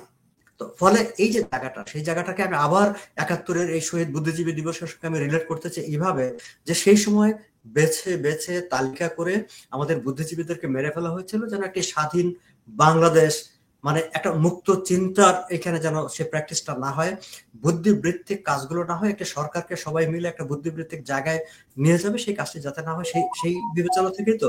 এবং এখন এসে ঠিক একইভাবে যারা আমাদের মুক্তিযুদ্ধের কথা বলবে, যারা 1971 সালের ইতিহাস নিয়ে কথা বলবে, যাতে তারা সেই কথাগুলো বলতে না পারে, সেই জন্য একেবারে ঢালাও ভাবে মানে প্রায় 150-র মতো সাংবাদিককে খুনের মামলার আসামি বানিয়ে তাদেরকে খুনি বানিয়ে দিয়ে মুখ বন্ধ করে রাখা। এই তো হচ্ছে অবস্থা। আমি এই পর্বে এই জায়গাটায় শেষ করতে চাই। লোচন, আমি হয়তো আবার কথা না, শওকত আলী সাগর, আমার একটা প্রশ্ন আছে। এই যে চলমান পরিস্থিতি, আপনি বলছেন, আমি বলছি, বা আমরা সবাই বলছি যে সাংবাদিকদের এই অবস্থা, শহীদ বুদ্ধিজীবী সন্তানদের এই অবস্থা, হত্যা মামলা দেওয়া হচ্ছে, হত্যা চেষ্টা মামলা দেওয়া হচ্ছে, এ থেকে উত্তরণের কি কোনো সুযোগ আছে? আমাদের কি করণীয়? আমরা যারা অ্যাক্টিভিস্ট, আমরা যারা মানবাধিকারের কথা বলি, সেই পয়েন্ট অফ ভিউ থেকে আমাদের করণীয় কি? শুধু কি সমস্যার দিকে আমরা পয়েন্ট আউট করব, না সমস্যার সমাধানের কোন রকমের পথ আমরা বাতলে দিব? এখন একটা বিষয় হলো কি, আমরা বুঝি যে দেখেন, আমরা এখন যেহেতু ডিসেম্বর মাস ধরে আমরা এই মুহূর্তে তো আমরা ডিসেম্বর মাস নিয়ে ভাবছি, আমরা বিজয় দিবসটাকে আমাদের মুক্তিযুদ্ধই তো এখন হুমকির মুখে, সেটিকেই তো মুছে ফেলার একটা রিসেট বাটন বলি বা যেভাবে বলি, আমরা এই জায়গাটায় তো এই মুহূর্তে লড়াই করছি যে আমাদের অস্তিত্ব মুক্তিযুদ্ধটাকে টিকিয়ে রাখা। এবং সেটি হচ্ছে, যেমন আপনি প্রায় প্রতিদিনই আপনি একটা অনলাইনে প্রোগ্রাম করছেন, আমি মুক্তিযোদ্ধাদের সঙ্গে কথা বলার চেষ্টা করছি, আমাদের অনেকেই চেষ্টা করছে। আমি টরন্টোতে কথা বলি, টরন্টোতে অন্য যে কোনো সময়ের চেয়ে এবার অনেক বেশি রকম মুক্তিযুদ্ধ নিয়ে, বিজয় দিবস নিয়ে প্রোগ্রাম হচ্ছে, নানা রকম হচ্ছে। এর বাইরে অবশ্যই আমাদেরকে এই যে আমরা বাংলাদেশের ভিতরে থেকে অনেকে এখন কথা বলতে পারে না। আমরা আগে শুনতাম যে কথা বলা যায় না, এখন শুনি যে ভাই কথা বলা তো দূরের কথা, আভাস ইঙ্গিতেও কিছু বলা যায় না। এই যে বলা যায় না, তাহলে কারা বলতে পারবে বা কেন বলতে পারবে না? এবং এই জায়গাটায় আমি আরেকটি বিষয় বলি যে আমাদের একটি রাজনৈতিক দল, আওয়ামী লীগ ক্ষমতায় ছিল, রাজনৈতিক আলোচনা হিসাবে এটাকে নেবেন না, কিন্তু আমি এই অংশটুকু একটু শেয়ার করতে চাই যে আওয়ামী লীগ ক্ষমতায় ছিল, এখন আওয়ামী লীগ নাই। কিন্তু আওয়ামী লীগ এখন ক্ষমতা নাই বলে কি আওয়ামী লীগ হারিয়ে যাবে? আওয়ামী লীগ কি কোথাও দাঁড়াবে না? কিভাবে দাঁড়াবে? আওয়ামী লীগের হয়ে কথা বলার মতো কেউ কি থাকবে না? সবাইকে শুধু তাকিয়ে থাকবে যে ঠিক আছে শেখ হাসিনা কোনো এক সময় বলে দিবেন যে অমুক কথা বলবে, তারপরে কথা বলবে, এর বাইরে আর কেউ কথা বলবে না। এটা যদি একটা অর্গানাইজেশন হয়, একটা যদি দল হয়, একটা সংগঠন হয়, সংগঠনের একটা কাঠামো থাকবে না। কেউ একজন তো, আমরা যদি মানে বিগত সময়ে বিএনপি যখন ক্ষমতাচ্যুত হয়েছে আমরা দেখেছি তো যে বিএনপির কেউ না কেউ মানে হয়তো জনসভায় আসেনি কিন্তু ভিডিও করে তাদের বক্তব্য কেউ রিজভী আহমেদ, সালাউদ্দিন বিভিন্ন জন বিভিন্ন সময় বক্তব্য দিয়েছে। এখন এইভাবে কথা বলার মতো যে একটা আমরা আছি, আমরা চলে যাইনি, এমন একটা অবস্থা কেন থাকবে না? সেটি হচ্ছে রাজনৈতিক জায়গায়, সেই দায়িত্ব সেই বিবেচনাটি নিশ্চয়ই রাজনৈতিক দল করবেন। কিন্তু আমরা যারা বাইরে, আমাদের কাজ কি? আমরা এটুকুই তো করতে পারি, আমরা কথা বলতে পারি এবং আমরা কিন্তু কথা বলছি। আপনি সেদিন ডক্টর রায়হান আপনার ইউরোপে মানে জাতিসংঘের একটা ফোরামে গিয়ে তিনি একটা প্রেজেন্টেশন দিয়ে আসলেন, কথা বলে আসলেন। এটা একটা অনেক বড় কাজ হয়েছে। আপনি এই জায়গায় এখন যদি আপনি যে আপনি ওয়েস্টার্ন কমিউনিটিতে মানে আমরা যদি ডিপ্লোম্যাটিক কমিউনিটিতে বলি, আজকে ওয়েস্টার্ন ডিপ্লোম্যাটিক কমিউনিটিতে সবাই কিন্তু একটা কনসার্ন যে কি হচ্ছে বাংলাদেশে। আপনি সুইডেন পার্লামেন্টে কথা হচ্ছে, ব্রিটিশ পার্লামেন্টে সেদিন দেখলাম 16 জন এমপি বক্তৃতা করলেন। কালকে হোয়াইট হাউসের স্টেটমেন্টে বাংলাদেশ প্রসঙ্গ আসলো। আমাদের দস্তগীর স্টেট ডিপার্টমেন্টে অলমোস্ট এভরিডে তিনি চেষ্টা করেন বাংলাদেশের প্রসঙ্গগুলো সেখানে নিয়ে আসতে। তো নানা জায়গায় এই এই এই প্রবর এই যে এই প্র্যাকটিসটা, এই চেষ্টাগুলো আমাদের চালিয়ে যেতে হবে। আমাদের কথা বলতে হবে যে বাংলাদেশে কি হচ্ছে, আমরা যারা বাইরে থেকে আমাদেরকে অবশ্যই কথা বলতে হবে, ভিতর থেকেও কথা বলার চেষ্টা করতে হবে এবং এই কথা বলতে বলতে সরকারের উপর চাপটা তৈরি হবে। আপনি দেখেন মানে পরিবেশ কিন্তু 1 মাস আগে যা ছিল 1 মাস থেকে এখন কিন্তু অনেকটা চেঞ্জ হয়েছে। কিন্তু আমি আমার বন্ধুদের অনেকে জানি যারা মানে আওয়ামী লীগের রাজনীতি করতেন, আগস্টের পরে যারা পালিয়ে গিয়েছিলেন তাদের অনেকেই এখন এলাকায় ফিরে গেছেন বলে বলছেন, বাড়িতেও কেউ ফিরে গেছেন বলে বলছেন। এই যে অবস্থাটা তৈরি হয়েছে সেটি তৈরি হয়েছে কিন্তু লোচন আপনারা বাইরে থেকে কথা বলছেন, রায়হান, তানিয়া আমিররা বাইরে থেকে কথা বলছেন, নানা জায়গা থেকে বাইরে থেকে কথা বলছেন, ওয়েস্টার্ন কমিউনিটি একটা চাপ তৈরি করেছে, সেই চাপ থেকে হচ্ছে এবং এই চাপটা আরো বাড়াতে হবে আমি মনে করি এবং এটা একটা কন্টিনিউয়াস আমাদের এই চাপের মধ্যে রাখতে হবে বাংলাদেশকে। ধন্যবাদ স্বাগত সাগর। রায়হান, ডক্টর রায়হান, আমি আপনার সাথে আলাপ আমি করতে যাচ্ছি। একটু যুক্ত করতে পারি অবশ্যই স্বাগত অবশ্যই ভাইয়ের অবশ্যই অবশ্যই অবশ্যই প্লিজ। স্বাগত ভাই খুব ইম্পর্টেন্ট একটা কথা বললেন যে বাংলাদেশে যা হচ্ছে সেগুলো বহির্বিশ্বে কিভাবে রিপোর্টেড হচ্ছে কি হচ্ছে না। উনি স্বাগত ভাই মেনশন করলেন রিপোর্টার্স উইদাউট বর্ডার্স এর ওদের স্টেটমেন্টটা। আনফরচুনেটলি যেটা হয়েছে আপনার এই পর্যন্ত গত 4 মাসে সাংবাদিকদের যে সিচুয়েশনটা আমাদের মানে মত প্রকাশের স্বাধীনতার উপরে যে আক্রমণগুলো হচ্ছে সেগুলোর উপরে মানে বিবৃতি আন্তর্জাতিক বিভিন্ন সংগঠনের পক্ষ থেকে খুবই কম। এটা একটা খুব ইন্টারেস্টিং ফেনোমেনা। এখন কেন কম? একটা কারণ হচ্ছে যে আপনি বাংলাদেশ থেকে যে খবরগুলো হবে রিপোর্টেড হবে সেটাই কিন্তু আপনার ইন্টারন্যাশনাল এরিনাতে যাচ্ছে না। আবার যেগুলো যাচ্ছে, যেগুলো আমাদের মতো অ্যাক্টিভিস্টরা বিভিন্ন জায়গায় বলছেন, সেগুলো একটা লেভেলের পরে এক ধরনের আমরা we are facing A ceiling. এরপরে সেটা আপনার সেই লেভেলে ইম্প্যাক্ট তৈরি করতে পারছে না। কেন হচ্ছে না এরকম? একটা কারণেই হচ্ছে না। আপনারা যদি দেখবেন খুব কনসিস্টেন্টলি এখনকার গভর্নমেন্ট তারা কিন্তু কনসিস্টেন্টলি বলে আসছে যে যত সমালোচনা, যত মানবাধিকার লঙ্ঘনের যত ক্লেইম আমরা করছি বা যতগুলো কনসার্ন রেজ করছি এগুলো নাকি সবই ডিসইনফরমেশন। ঢালাওভাবে সবই নাকি ডিসইনফরমেশন। আমরা নাকি অপপ্রচার করছি। এটা হচ্ছে তাদের একটা স্ট্যান্ডার্ড স্টান্স। আরেকটা পয়েন্ট তারা বলছে যে সেটা হচ্ছে যে এগুলোর সাথে ভারতীয় অপপ্রচার, এগুলা ভারতীয় বিভিন্ন মাধ্যমের। এই জায়গাটা খুব ইন্টারেস্টিং এই ফেনোমেনাটা। এই কথাগুলো বলানোর জন্য আপনি খেয়াল করবেন গত কয়েক সপ্তাহে আপনি খেয়াল করবেন বাংলাদেশের খুব মানে গ্লোবালি রিনাউন্ড কিছু হিউম্যান রাইটস অ্যাক্টিভিস্ট, এমন কিছু অ্যাক্টিভিস্ট যাদের আবার রেপুটেশন এতই ভালো যে তারা এমনকি জাতিসংঘের সাথেও জড়িত বিভিন্ন কমিটির সাথে। আপনারা দেখবেন যে যারা came out to the media তারা একদম ব্ল্যাটেনলি বলছে যে বাংলাদেশে যা হচ্ছে এগুলো সবই অপপ্রচার এবং এগুলা নাকি ঘটছেই না। একজন তো সেদিন দেখলাম তৃতীয় মাত্রায় যায় বলছেন যে বাংলাদেশে নাকি কখনোই কোনো সংখ্যালঘু সম্প্রদায়ের উপর নাকি কখনোই কোনো আক্রমণ হয় না, এগুলো নাকি সবই মানে এগুলো ফলস ক্লেইম। আমি খুব অবাক হলাম। কিন্তু এই প্যাটার্নটা আপনি দেখবেন এখন আমি যাদের কথা বললাম বাংলাদেশের ভেতর থেকে যে আমাদের সো কল্ড নাগরিক সমাজ যারা ইন্টারন্যাশনালি কানেক্টেড তারা কিন্তু বেশ ভালো কানেক্টেড। তারা তাদের সেই কানেকশন গুলাকে দে আর অ্যাকচুয়ালি অ্যাবিউজিং ইট। অ্যাবিউজ করছে দুটা কারণে। মানে অ্যাবিউজ করছে একভাবে যেটা হচ্ছে যে মানে তারা তাদের যে অন্যান্য অর্গানাইজেশনের কলিগ যারা আছে তাদেরকে তারা মিসইনফর্ম করছে। আবার আরেকটা হচ্ছে আপনি যদি দেখেন doctor Rinu still this day মানে despite him being the chief adviser উনিও কিন্তু এখনো ওনার জন্য কাজ করে এরকম পিআর কোম্পানিকে উনি নিয়োগ করে রেখেছেন, হুইচ ইজ ভেরি আনপ্রেসিডেন্টেড। একটা সরকারের উনি প্রধান অবস্থায় উনি দেখা যাচ্ছে যে উনি পিআর কোম্পানি পাশাপাশি ওনার হয়ে কাজ করছে, এবং এটা তো আর প্রমাণ করার ব্যাপার না। সবচেয়ে ভালো এভিডেন্স হচ্ছে আপনার ওয়াশিংটন পোস্টে দেখবেন যে ফুল পেজ বিজ্ঞাপন ওনার নামে ছাপা হয়, ঠিক আছে? তো এটা থেকে দেখে বুঝতে কোনো বাকি থাকে না যে some PR company is operating on his behalf, which is incredible. কারণ আমরা পিআর কোম্পানি এভাবে অপারেট করতে কাদেরকে দেখি? আমরা দেখেছি এর আগে আফ্রিকান কান্ট্রির যেসব ডেসপট ছিল, তারপরে ওয়ার ক্রিমিনাল, তারা তাদের পিআর কোম্পানি নিয়োগ করে তাদেরকে ডিফেন্ড করার জন্য। আমরা ইনসিডেন্টালি ডক্টর ইউনুসকে দেখছি উনি পিআর কোম্পানি নিয়োগ করে কাজ করছেন। আর তার সাথে যোগ হয়েছে ওনার যারা সাপোর্টার, ওনার যারা এই রেজিমটাকে যারা এনেছেন, তার মধ্যে আমাদের এনজিও কমিউনিটির একটা বড় অংশ আছে। তাদের স্টেকটা হচ্ছে they want this regime to succeed, এবং আরেকটা হচ্ছে একই সাথে তারা মানে দেখতে চায় যে তারা রেজিমটাকে শিল্ডও করতে চায়। তারা মনে করে এই রেজিমের আন্ডারে যত মানবাধিকার লঙ্ঘন হচ্ছে এগুলো যখন বের হয়ে আসছে, তারা মনে করে যে it is reflection on them. তো এখানে তাদের আসলে একটা ভেস্টেড ইন্টারেস্ট আছে, মানে টু অ্যাক্টিভলি ডিসইনফর্ম করা পুরো ওয়ার্ল্ডকে। তো আসলে ডিসইনফরমেশনটা কারা করছে? ডিসইনফরমেশনটা আসলে রেজিমটা করছে। এবং ইন্টারেস্টিং হচ্ছে তারাই সবার আগে হাত তুলে বলছে অন্যদেরকে যে বাকিরা সবাই ডিসইনফরমেশন করছে, but which is not the case. ডিসইনফরমেশনটা হচ্ছে আসলে রেজিমের পক্ষ থেকে এই মুহূর্তে। আপনি যদি দেখেন এই গত সপ্তাহে একটা কোয়ালিশন বডি, তারা ওই সিভিকাস নাম, ওরা টাইম টু টাইম প্রতি বছর রিপোর্ট ইস্যু করে। সেটা হচ্ছে যে বিভিন্ন দেশে আপনার মানে পাবলিক স্পেস কতটা স্বাধীন, এটার উপরে একটা ওরা ইন্ডেক্সিং করে। ওরা গত বছর একটা ইন্ডেক্সিং করলো, সেই ইন্ডেক্সিংটাও ভেরি রিডিকুলাস।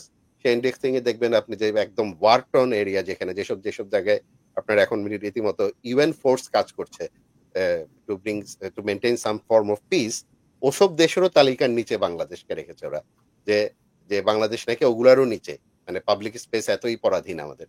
আবার সেই সিভিকাস ভেরি মানে খুবই প্রেডিক্টেবলি তারা গত সপ্তাহে রিপোর্ট করলো। গত সপ্তাহের রিপোর্ট হচ্ছে খুব গ্লোয়িং রিপোর্ট, যে বাংলাদেশে গত 1 বছরে পার্টিকুলারলি এই রেজিমের আন্ডারে এখন নাকি অনেক আমরা উন্নতি করেছি। তো মানে মানে ওনারা কি অন্য কোনো ডাইমেনশনে বসবাস করেন? ওনারা কি এমন রিপোর্ট পড়েন, এমন এমন এমন এমন ডাটা দেখেন, মানে যেটা অন্য জগতে বাস করেন? যেটা আমরা দেখছি একটা কিছু হচ্ছে, যেটা স্বগত ভাইয়ের অনেকগুলোর উদাহরণ টানলেন, যে সাংবাদিকরা, মিডিয়া কিভাবে মানে এখন কি পরিমাণ মাজল, কি পরিমাণ আন্ডার প্রেসার। আর মানে মানে অবভিয়াসলি যে মানে এই সংগঠনগুলোও কিন্তু আসলে মিসলিড করছে। তো আমি বলবো যে at the end of the day এই কারেন্ট রেজিমের তাদের কিছু এজেন্টস অফ ডিসইনফরমেশন আছে, তাদের কিছু মানুষজন আছে বিভিন্ন জায়গায় প্লেস, তারাই আসলে অ্যাক্টিভলি ডিসইনফর্ম করছে যে বাংলাদেশে কি হচ্ছে সেটার ব্যাপারে পুরো ওয়ার্ল্ডকে মিসলিড করা। এখন কথা হচ্ছে সত্য বেশি দিন চাপা দেওয়া যায় না, this things will come out. আমার যেটা কনসার্ন সেটা হচ্ছে এটা তার আগেই অনেক বেশি ক্ষতি হয়ে যায় কিনা। কারণ অনেক মানুষ, যেমন শাহরিয়ার কবিরের উদাহরণটা খুব ভালো উদাহরণ, উনি একই সাথে অনেকগুলা ভূমিকা, উনি অনেকগুলা রোল প্লে করেছেন। ইন্টারেস্টিং হচ্ছে আপনি দেখবেন ওনাকে নিয়ে কিন্তু 70 জন হিউম্যান রাইটস অ্যাক্টিভিস্ট, এটা আজকে থেকে 1.5 মাস আগে ওনাকে নিয়ে স্টেটমেন্ট দিলেন, এবং খুব মানে ওয়েল নোন, গ্লোবালি খুবই রেপুটেড এমন মানুষ, সেই স্টেটমেন্টের উপরে একটা শব্দ বাংলাদেশের মিডিয়া ছাপায়নি।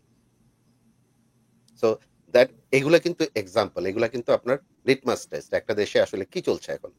তো লাকিলি যেটা হচ্ছে যে থ্যাঙ্কফুলি, যেমন কিছুদিন আগে আবার তানিয়াপাড়া লন্ডন থেকে একটা প্রেস কনফারেন্স করলেন, ফরচুনেটলি সেটা কিছু লিমিটেড কাভারেজ পেয়েছে।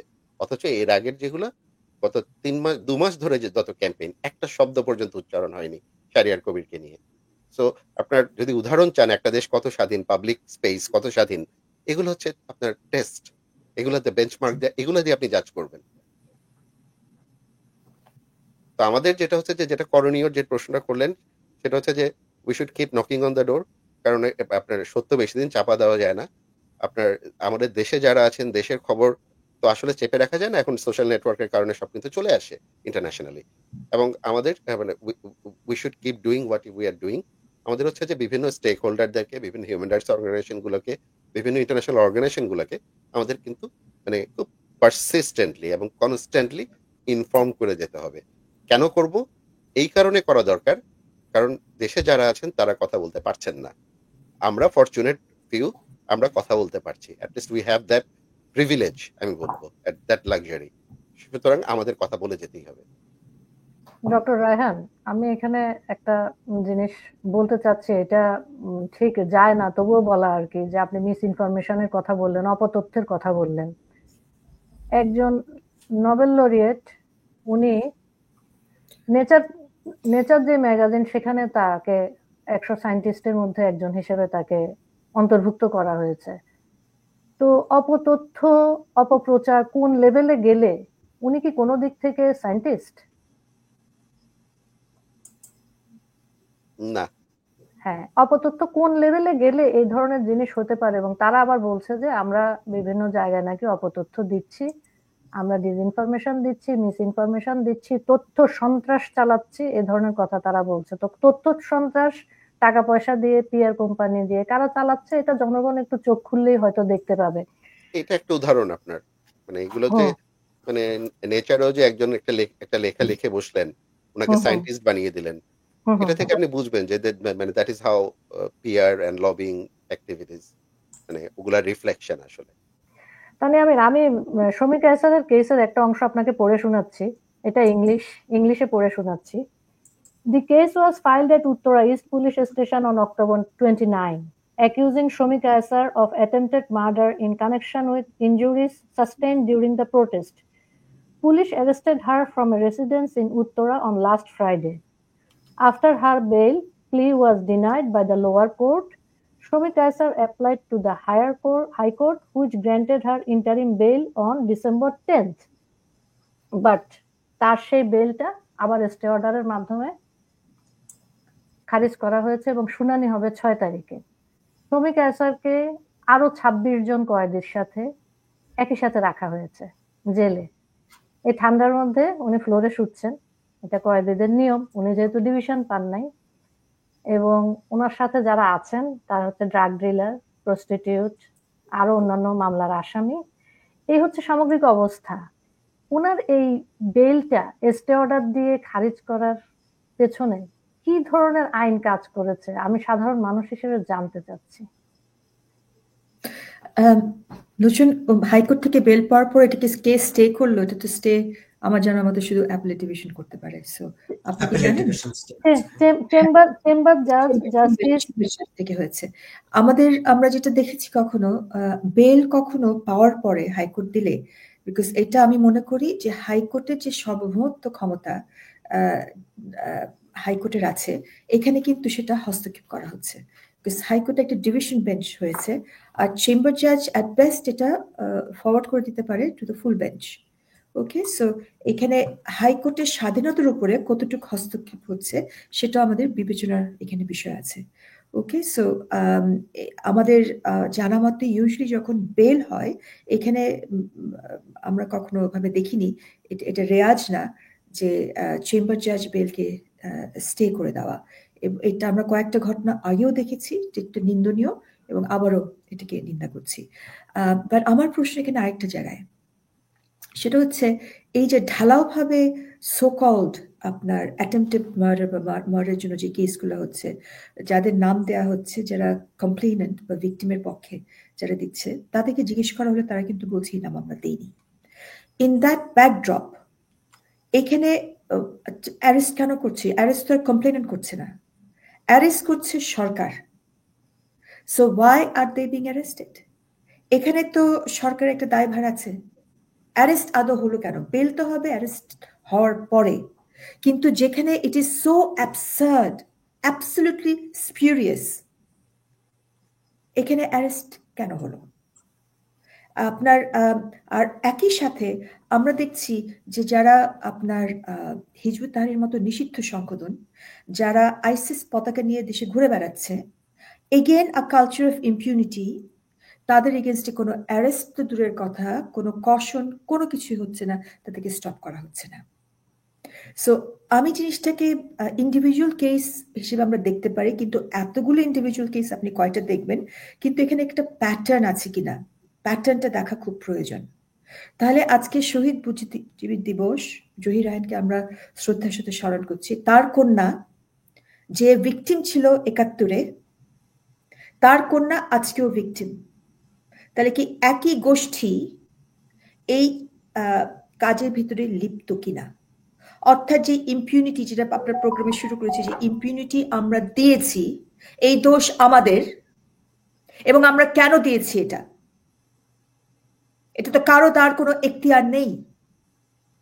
বাংলাদেশের জন্মই হয়েছে মানবাধিকার জন্য, এবং সরকারের একটা সংজ্ঞা আছে, অর্ডারলি অ্যান্ড জাস্ট গভর্নমেন্ট, যেটা আমার পিতা লিখেছিলেন স্বাধীনতার ঘোষণাপত্রে। সরকার হলেই হবে না, সরকার হতে হবে অর্ডারলি অ্যান্ড জাস্ট, ন্যায়পরায়ণ সরকার হতে হবে, এবং যে সরকারের একটা নিয়ম রীতি থাকবে, অর্ডারলি হতে হবে। সো নিয়ম নীতি ছাড়া এবং আপনার ন্যায়পরায়ণ সরকার না হলে এরকম সরকারের জন্য বাংলাদেশ স্বাধীন হয়নি। এবং এই ইম্পিউনিটি আমরা যেটা দেখেছি ৭১ থেকে, জহির রায়হানদের যারা আপনার খুন করেছে, গণহত্যা করেছে, তাদের বিচার তো আমরা দেখিনি। Now their daughters, their children are being persecuted. তাদের গ্র্যান্ডচিলড্রেনও কি পারসিকিউটেড হবে? এই রাষ্ট্র এই আপনার দায়হীনতা নিয়ে কতদিন চলবে? রায়হান বললেন এখানে লন্ডনের যে কেসটার কথা, why wasn't my government bothered to appear in this case? দায় সারা ভাব কেন আমার সরকারের? সো এইখানে আমাদের আমরা যেটা দেখছি যে আমরা যদি মোটা দাগে দেখি ৭১-এর যারা আপনার হানাদার বাহিনী আমরা বলি, আমরা যদি এটাকে বর্তমান যুগে, বর্তমান প্রজন্মের সঙ্গে যদি লিঙ্ক করি, এরা হচ্ছে আপনার ইসলামিস্ট এবং ইসলামিজমে বিশ্বাস করে। আজকের আইসিস, আজকে এবং সেই গোষ্ঠীটাই আমরা দেখছি বাংলাদেশে মাথাচাড়া দিয়েছে। আর যারা প্রোগ্রেসিভ, যারা আপনার উদারপন্থী, যারা ইনক্লুসিভ, তারা আজকে কিন্তু আপনার পারসিকিউশনের শিকার হচ্ছে। তো আমি তো কোনো এই ৫৩ বছরে আমি তো দেখছি যে it's a massive colossal failure on our successive governments to take action against the perpetrators. এবং আমার আরো ধারণা, আপনারা যে যাই বলেন না কেন, দিন বদল হবেই, এটা হতে বাধ্য, ইট ইজ ইনএভিটেবল, বিকজ আমরা হচ্ছি এই দেশের মালিক পক্ষ এবং আমরা হচ্ছি মেজরিটি, রাইট? এখানে ধামাচাপা দিয়ে বাঙালির মুখ রুদ্ধ করে মাম করা সম্ভব না, এবং গণতন্ত্রের জয় হবে এবং আমাদের মানবাধিকারের জয় হবে, কিন্তু আন্দোলন করতে আমরা ওস্তাদ বাঙালি জাতি, কিন্তু গভর্নেন্স জিরো। রাষ্ট্র পরিচালনার ক্ষেত্রে আমাদের দক্ষতা খুবই কম। এটা দিন আনি দিন খাই ভাবে রাষ্ট্র পরিচালনা হয় না। এখানে স্ট্র্যাটেজি লাগে, প্ল্যান লাগে, অ্যান্ড দ্যাট ইজ মিসিং। খালি সরকারের গতিতে গিয়ে নিজের পকেট ভারী করলাম, এবং যারা করছে তাদেরকে সেখানেও একরকমের ইম্পিউনিটি দিয়েছি আমরা। আমাদের সাকসেসিভ সরকার, সেখানে রাষ্ট্র, আমি ব্যক্তি নাম নিচ্ছি না এখানে, আমি রাষ্ট্র এবং সরকার বলছি। রাষ্ট্রের পক্ষ থেকে যে ব্যাংক লুট, ব্যাংক ডাকাতি হয়েছে, এক একটা আপনার গোষ্ঠী, অর্গানাইজেশন ৩৩ বছরের জন্য রিশেডিউলিং করেছে। তাহলে যে নতুন উদ্যোক্তা যে আপনার যাত্রা মাত্র শুরু করলো, তার কেন রিশেডিউলিং হবে না ৩৩ বছর, অর্থাৎ তার জীবনকালে তাকে কেন লোন রিপেমেন্ট করতে হবে না? এগুলো তো বৈষম্য। এবং এক একটা ব্যাংকের থেকে ২০,০০০, ২৫,০০০, ২০০, আমার তো অঙ্ক মাথায় আসবে না, কয়টা শূন্য, হাজার হাজার কোটি টাকা লোন নিচ্ছে এবং সেগুলো বারে বার রিশেডিউলিং করছে। অথচ এই সরকারের উপর আমাদের প্রত্যাশা ছিল যে এই যে কোলোসাল স্কেলে দুর্নীতিগুলো হয়েছে, বৈষম্যগুলো হয়েছে, মানি লন্ডারিং হয়েছে, সেখানে আমরা কেস দেখব, সেখানে আমরা প্রপার তদন্ত দেখব, সেখানে not a single step, because সেই জায়গাটায় again colossal failure by the government. কিন্তু আমরা কি দেখছি? আপনার ধোয়া জালের ভেতরে ভুয়া মামলা দিয়ে যারা progressive elements in the society, তাদের এগেনস্টে আসছে। এবং আপনারা মাইনরিটির উপরে যে বৈষম্য বলছেন, with due respect to everyone, আমি এটা মাইনরিটি হিসেবে দেখি না। আমি একটা প্রোগ্রামে যে একটু পরে করে দেবো। আমি যেটা দেখছি যে আপনার যে সম্প্রদায়ের উপরে অন্যান্য ধর্মীয় সম্প্রদায় উপরে যে অ্যাটাক গুলো হচ্ছে, সেখানে আপনার 9টার বেশি চার্চের উপরে হয়েছে, হিন্দু সম্প্রদায়ের উপরে তো হচ্ছেই, এবং আপনার মাজার দরগা শরীফ, লালনের মেলা বন্ধ হয়ে গেছে। নারীদের উপরে বলা হচ্ছে বিভিন্ন জায়গায় নারীরা নাকি আপনার বাজারে যাবে না। আজকে বাংলাদেশের লজ্জা লাগে না যারা এগুলো বলে? তাদের কি সত্যি লজ্জা নাই? তোমরা নারীর ইনকামের উপরে আজকে দাঁড়িয়ে বাংলাদেশ চলছে, মাথার ঘাম পায়ে ফেলে কাজ শ্রমে আজকে বাংলাদেশ দাঁড়িয়ে আছে। এদেশের নারীদের, নারী উদ্যোক্তাদের, নারী কর্মীদের, তোমাদের এরকম কথা বলতে লজ্জা করে না? ইসলামের কথা বলতে হলে আমি প্রথমেই স্মরণ করি আমাদের প্রিয় নবীজিতে আছেন, তার সঙ্গে বিবি খাদিজা। আজকে বিবি খাদিজার ইনভেস্টমেন্ট না থাকলে ইসলাম কবরের তলে থাকতো। আজকে যারা নারী ক্ষমতায়নের কথা বলেন বা আপনার ইসলামের কথা বলেন, তাদের প্রথমেই স্মরণ করা উচিত মহিষী নারী বিবি খাদিজার কথা। এবং আজকের উদাহরণ দিতে গেলে উনি আজকে পৃথিবীর সর্ববৃহৎ কোম্পানির chairman and MD, owner private jet থাকতো। উনি পৃথিবীর আপনার বিভিন্ন দেশে ব্যবসা বাণিজ্য করতেন, এবং আমাদের প্রিয় নবী মে পিস বি আপন হিম, ওনাকে উনি এমপ্লয়মেন্ট দিয়েছিলেন, ওনার নেতৃত্বে উনি কাজ করতেন। সো তারা আজকে ইসলামের নাম নিয়ে, এটা তো ইসলাম না, এটা তো ইসলাম বিরোধী কথাবার্তা। নারীদেরকে বলছে তারা নাকি বাজারে তাদের কোনো পণ্য বিক্রি করতে পারবে না, এবং পণ্য যাতে তাদেরকে বিক্রি করতে না দেওয়া হয়। তাহলে আমি তো এটা মাইনরিটি ইস্যু দেখছি না, আমি এটা মেজরিটি ইস্যু দেখছি। এদেশের নারী, হিন্দু, খ্রিস্টান, বৌদ্ধ, এবং আমরা যারা সুফিবাদ ইসলামে বিশ্বাস করি, যারা আমরা উগ্র ইসলামে বিশ্বাস করি না, আমরা তো মেজরিটি। আমাদের কাছে ইসলাম হচ্ছে ইসলাম অফ পিস। আমাদের দেশে ইসলাম তলোয়ার দিয়ে আসে নাই। এই উগ্র ইসলাম যারা প্রচার করছে, ইসলামিস্ট যারা, যারা আপনার হিজবুত তাহরির, যারা বিশ্বাস করে না রাষ্ট্রের পার্লামেন্টের আইন করার এখতিয়ার আছে, যাদের গঠনতন্ত্র আমার রাষ্ট্রের সঙ্গে সাংঘর্ষিক, এটা হচ্ছে গুটি কয়েকজন এরকম ব্যক্তিবর্গ এবং সংগঠন। এবং এই সংগঠনগুলো আমি আরো বলবো, আমার দেশে এদের জন্ম হয়নি। আপনি জামাত ইসলাম বলেন, এটা জন্ম হয়েছে ভারতে, এটা হেডকোয়ার্টার লাহোরে। Hizb ut Tahrir Middle East, ISIS Middle East. আমার দেশের কৃষ্টি, সংস্কৃতি, কালচারের সঙ্গে এদের কোনো সম্পর্ক নাই। যে দলগুলো আমার দেশের জন্ম, অর্থাৎ আওয়ামী লীগ বলেন, বিএনপি বলেন, এরা এদের পেছনে লেগেছে। ভিনদেশি কিছু দল, ভিনদেশি কিছু চিন্তা চেতনা নিয়ে, যেটা তাদের ভিনদেশেও এখান থেকে তাদের বিতাড়িত করছে, তারা এ দেশে এসছে সাধারণ মানুষকে ভয় দেখিয়ে এবং কিছু ভুলিয়ে। যে আমরা যখন বলি যে সকল ক্ষমতা জনগণের এবং জনগণ হচ্ছে এদেশের মালিক, আমরা হচ্ছি মালিক পক্ষ, এই জন্যই বাংলাদেশের জন্ম হয়েছে। The will of the people is supreme, যেটা আমাদের স্বাধীনতার ঘোষণাপত্রে বলা আছে। এবং আমাদের যারা ইলেক্টেড প্রতিনিধি, তারা নিজেদেরকে রূপান্তরিত করলো একটি কনস্টিটিউশন অ্যাসেম্বলিতে, কনস্টিটিউয়েন্ট অ্যাসেম্বলিতে, গণপরিষদে।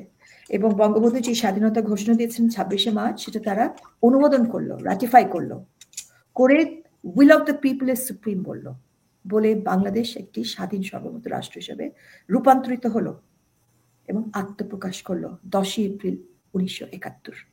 অর্থাৎ বঙ্গবন্ধু 26শে মার্চটি স্বাধীনতা দিয়েছিল, সেটাকে অনুমোদন করে আমরা আত্মপ্রকাশ করলাম এবং এটাকে রেট্রোস্পেক্টিভ এফেক্ট দেওয়া হলো, যাতে এখানে কোনো ফাঁকফোকর না থাকে আইনের চোখে। রাইট? এটা হচ্ছে আমাদের জন্ম, আমাদের আর্তনাদ। একটা শিশু যখন ভূমিষ্ঠ হয়, তার প্রথম মৌলিক অধিকার চর্চা করে সে right of expression, freedom of speech, freedom of expression. সে কাঁদে, আর্তনাদ করে, আমি এসেছি, আমি ভূমিষ্ঠ হয়েছি, পৃথিবীকে জানায়। একইভাবে বাংলাদেশও আর্তনাদ করলো, যে ব্যারিস্টার তানিয়া আমির, আমরা প্রায় 1 ঘন্টা আলাপ করে ফেলেছি। সবার অন্যান্য এনগেজমেন্ট আছে। এই আলোচনাগুলো তো খুবই আহ, ভালো থাকে। দেখা যাচ্ছে এখান থেকে আমরা অনেক ধরনের, আমরা যারা পরের প্রজন্ম অনেক ধরনের জিনিস জানতে পারি। এজন্য এগুলো বহুবার হওয়া দরকার, আরো বেশি বেশি হওয়া না, দরকার। আজকে just ঠিক আছে, আমি আপনার জিনিসটা শেষ করে দিব। এটাই আপনাদের কাছে, যেটা প্রজন্মের কাছে বলছি, যে কানেক্ট দ্য ডট। আপনারা হুম, প্যাটার্নটা দেখেন, জি যেই প্যাটার্ন, যেই গোষ্ঠী, যেই অপশক্তি বাংলাদেশের স্বাধীনতার বিরুদ্ধে ছিল, এবং যারা এই আজকের দিনে যারা বুদ্ধিজীবীদেরকে হত্যা করেছিল, সেই আইসিস বলেন, হিজবুত বলেন, জামাত বলেন, এই রেজিমের যে আপনারা কথা বলছেন, আপনাদের নেক্সট প্রোগ্রামের সময় থাকলে বলবো, এই রেজিম তো আমি হোমোজেনিয়াস দেখছি না, আসলে কে ক্ষমতায়, রাইট? ট্রু সো ট্রু, হ্যাঁ, সো এই জায়গাটা আমাদেরকে আরেকটু বিশ্লেষণ করতে হবে, বিশ্লেষণ করতে হবে ক্ষমতায় আসলে কারা আছে এবং পলিসি ডিসিশন গুলা কারা দিচ্ছে, কারণ যারা সামনে আছে তারা, না তাদের পিছনে যারা আছে তারা দিচ্ছে। সো এখানে আমাদের জিনিসগুলো খুবই পরিষ্কার হওয়া দরকার। এবং আমি দুঃখের সাথে একটা কথা বলতে চাচ্ছি, যে আজকে যে কুচকাওয়াজ, সেটা আমাদের ট্রেডিশন, যেটা বাংলাদেশের ট্রেডিশন হয়ে এসছে, আজকে 14ই ডিসেম্বরে সেই কুচকাওয়াজটা আজকে হচ্ছে না। Again I am drawing the parallel, why? এবং এটার ওয়াইয়ের উত্তর কিন্তু একটা হচ্ছে বর্তমান রেজিমের ভিতরে যারা আছে তারা, কিন্তু এটার ওয়াইয়ের দায়ভার কিন্তু সাকসেসিভ যে গভর্নমেন্টগুলো ছিল তাদেরও। বিকজ আমরা সাকসেসিভ যে গভর্নমেন্টগুলো ছিল, প্রত্যেক গভর্নমেন্ট কিন্তু ইম্পিউনিটি দিয়েছে, এটাকে শেষ হতে দেয়নি, এটাকে জিয়ে রেখেছে। সো আমার দেশের মাটিতে যে সমস্ত দলগুলো আছে, সেই দলগুলোকে আমি মনে করি সোচ্চার হতে হবে, যে ভিনদেশি যে চিন্তা চেতনা নিয়ে আসছে, যেটা আমার দেশের কৃষ্টি, কালচার, আমার ইতিহাস ধ্বংস করতে হয়, সেখানে ধ্বংস করতে চাচ্ছে এবং অগ্রসর হচ্ছে, সেটাকে রুখে দাঁড়াতে হবে। ধন্যবাদ। ধন্যবাদ। আপনারা এতক্ষণ আমাদের সাথে ছিলেন। আমাদের কিছু প্রশ্ন এসছে, কিন্তু সময় স্বল্পতার কারণে আমরা সবগুলো প্রশ্ন হয়তো টাচ করতে পারবো না। ঘটনা হচ্ছে যে আপনারা সবাই জানেন যে কবি মেহেরুন্নেসা, ওনাকে 29শে মার্চ হত্যা করা হয়, কাদের মোল্লা হত্যা করে। সেই কাদের মোল্লাকে নিয়ে এখন আমরা মিলাদ মাহফিল করার চেষ্টা করছি। আমরা ঢাকাতে বসে কাদের মোল্লার মৃত্যু দিবসে দেখা যাচ্ছে যে মিলাদ মাহফিল করার চেষ্টা করছি। তো ঐতিহাসিক সত্য যেগুলা থাকে, প্রমাণিত সত্য যেগুলা থাকে, সেগুলোকে আপনি অনেকবার ডিনাই করতে পারেন, কিন্তু এটা ইতিহাসের পাতা থেকে মুছে দেওয়া যায় না। সেইভাবে 14ই ডিসেম্বর শহীদ বুদ্ধিজীবী দিবস আমাদের বাংলাদেশ যতদিন থাকবে ততদিন এই ইতিহাস থাকবে। এখন এখানে আমরা সকল শহীদের হত্যার বিচার করতে পেরেছি কিনা, আমাদের পারা উচিত ছিল কিনা, আমরা সেই বিষয়টাই আজকে বেশি করে আলোচনা করেছি। এবং আমরা বিশেষ করে আলোচনা করেছি যে শহীদ বুদ্ধিজীবী শহীদুল্লাহ কায়সারের সন্তান শমী কায়সার আজকে একটা কোনো কারণ ছাড়া একটা মামলায় জেলে, এবং তিনি সেখানে মানবেতর জীবন যাপন করছেন। আছেন আমাদের আরেকজন বুদ্ধিজীবী, জীবিত বুদ্ধিজীবী শাহরিয়ার কবির, এবং আমাদের অনেক সাংবাদিক, তারা কি ধরনের নিয়মহীনতা এবং আইন বহির্ভূত হামলা মামলার শিকার হচ্ছেন সেই কথাই আমরা এখানে তুলে ধরেছি। আপনারা সবাই আমাদের সাথে ছিলেন। বিশ্ব বাঙালি মঞ্চের এটা আজকে প্রথম অনুষ্ঠান ছিল। আমরা আবার আসবো, আবার আমাদের কথা হবে, এবং শহীদ বুদ্ধিজীবী দিবসে সকল শহীদদের প্রতি আমাদের এই শ্রদ্ধা জ্ঞাপন চলবে। জি, একটা জিনিস আমার মনে হয় একটা রেড ফ্ল্যাগ রেজ করা দরকার। আমি সরি, আমি এটা নো নো মেনশন নো করা প্রবলেম, দরকার। প্লিজ। সেটা হচ্ছে শহীদ পরিবারের যে শহীদ সন্তানরা, আপনারা এটা মনে হয় যেহেতু আমরা ডকুমেন্ট করছি সবগুলা, সেই জুলাই মাস থেকে সমস্ত তথ্য, সমস্ত প্রতিটা থ্রেটের ঘটনা, সে জুলাই মাসে আমাদের রেকর্ড অনুযায়ী সে জুলাই মাস থেকেই কিন্তু শহীদ পরিবারের সন্তানদেরকে আপনার মৃত্যু হুমকি দেওয়া হচ্ছিল। জুলাই মাসে আমাদের 3টা রেকর্ডেড ইনসিডেন্ট ছিল, এবং জুলাই মাসের পরে এর মধ্যে আরো অনেক শহীদ পরিবারের সন্তানরা কিন্তু মৃত্যু হুমকি পেয়েছেন, এবং সেটা that is affecting their life. অনেকে, আমি একজনের কথা জানি, তিনি বাসা থেকে বাইরে যেয়ে থাকা শুরু করলেন। তো এই মামলা টামলার বাইরেও সেটাও কিন্তু হচ্ছে, এবং কোন গোষ্ঠীটা শহীদ পরিবারের সন্তানদেরকে মৃত্যু হুমকি দেয় এটা বাংলাদেশের মানুষের অজানা না, এবং কেন দেয় সেটাও মনে হয় অজানা না। আমার মনে হচ্ছে আজকের এই দিনটাতে এই বিষয়টা আমার মেনশন করাটা দরকার ছিল, এবং আমাদের মনে হয় সবারই অ্যালার্ট থাকা দরকার, একটা চোখ রাখা দরকার। একদম একদম রাহেন চমৎকার বলেছেন। এটা আরেকটা ডট, আমরা যেই আপনার বড় চিত্রটার কথা বলছি, exactly please connect that dot. এটার সঙ্গে আরেকটা খুব ইম্পর্টেন্ট যেটা হয়তো আফসান আমাদের ওভারলুক হয়ে গেছে, যে এখানে জঙ্গিরা যে আপনার ছেড়ে দেওয়া হলো, যারা বাংলাদেশ বিরোধী, কোনো এই যে আইনের শাসন এবং ইম্পিউনিটি বলছি, please connect the dot again. কোনো বৈধ সরকার কি কোনো যারা কনভিক্ট হয়ে গেছে, 177 জন আপনার জঙ্গি কনভিক্টেড এবং আন্ডার ট্রায়াল প্রিজনার ছিল, তাদেরকে জেল থেকে ছাড়িয়ে দিয়ে, এবং একজনের বোধহয় কি বোন মারা গেছে, তাকে হেলিকপ্টার দিয়ে পেরোলে নেওয়া হয়েছে, এবং তাদেরকে যে এরকম আপনার আদর দেয়া হচ্ছে, সেটা হচ্ছে একটা চিত্র। এবং একই সরকার আজকে বুদ্ধিজীবী সন্তানদেরকে এখানে ভুয়া মামলাতে অ্যারেস্ট করছে। So please connect the dot again. এবং জেল অ্যারেস্ট ব্রেক করছে এবং যখন তারা মৃত্যু হুমকি পাচ্ছে তাদেরকে নিরাপত্তা দিচ্ছে না। না, এবং জঙ্গিদেরকে ছেড়ে দেওয়া হচ্ছে। এখন ফাইনাল যে কথাটা, সেটা হচ্ছে একজন উপদেষ্টা, উনি উপদেষ্টার গদিতে বসে বলছেন বাংলাদেশে নাকি হুমকি দিচ্ছেন সিভিল ওয়ার হবে। সরকারি আপনার আপনার প্রশাসনের থেকে সরকারি যে আপনার যন্ত্র, সরকার যন্ত্রতে with all the coercive power of the government, সেটাকে হাতে রেখে উনি বলছেন জনগণের উপরে একটা একরকম হুমকি যে সিভিল ওয়ার হবেই হবে। অ্যাট দ্য সেম টাইম আপনি জঙ্গিদেরকে ছেড়ে দিচ্ছেন। অন দি আদার হ্যান্ড, যারা নেতৃত্ব দিতে পারে বাংলাদেশের বুদ্ধিজীবীরা কারা ছিল? বুদ্ধিজীবীরা যারা বাংলাদেশের এখানে আমাদের 16ই ডিসেম্বরে আপনার বাংলাদেশ স্বাধীন হয়েছে, তার আগে যারা বাংলাদেশটাকে ঘুরে দাঁড়াতে পারে, নেতৃত্ব দিতে পারে, তাদেরকে যেরকম নির্মূলভাবে আপনার হত্যা করা হলো, একইভাবে বাংলাদেশের এখন যারা আইনজীবী, যারা ডাক্তার, যারা সাংবাদিক, যারা সেকুলার প্রোগ্রেসিভ লোকজন, তাদের সবার এগেনস্টে মামলা দেয়া হচ্ছে। এবং এই প্যারালালটা ইজ ভেরি ভেরি ইম্পর্টেন্ট আজকের জন্য। ধন্যবাদ।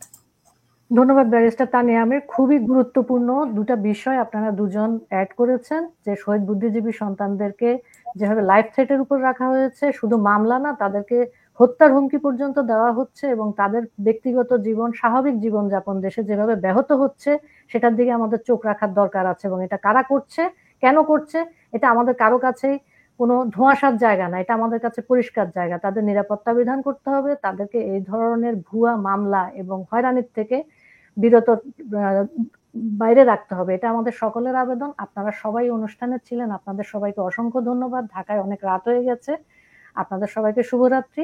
আবার দেখা হবে, আবার কথা হবে। সেই পর্যন্ত বিজয় দিবসের শুভেচ্ছা রইল। অনেক অনেক ধন্যবাদ। জয় বাংলা, জয় বাংলা। জয় বাংলা, জয় বাংলা। ধন্যবাদ লোচন। ধন্যবাদ।